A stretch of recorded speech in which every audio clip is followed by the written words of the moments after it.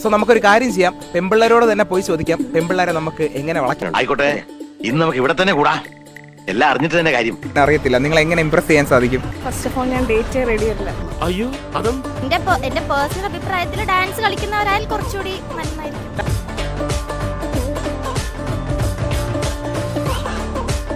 പെറ്റ്സിനൊക്കെ ഇഷ്ടമാണെങ്കിൽ pet lover ആയിരിക്കണം.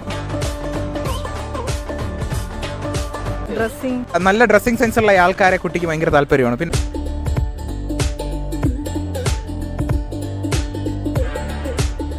നിങ്ങളുടെ താല്പര്യം വരയ്ക്കാനൊക്കെ കഴിവുണ്ട്. വരയ്ക്കാൻ കഴിവുള്ള ആൾക്കാർക്ക്. ഇങ്ങനെ നമ്മളോട് the way behave കണ്ണിൽ നോക്കി സംസാരിക്കണം.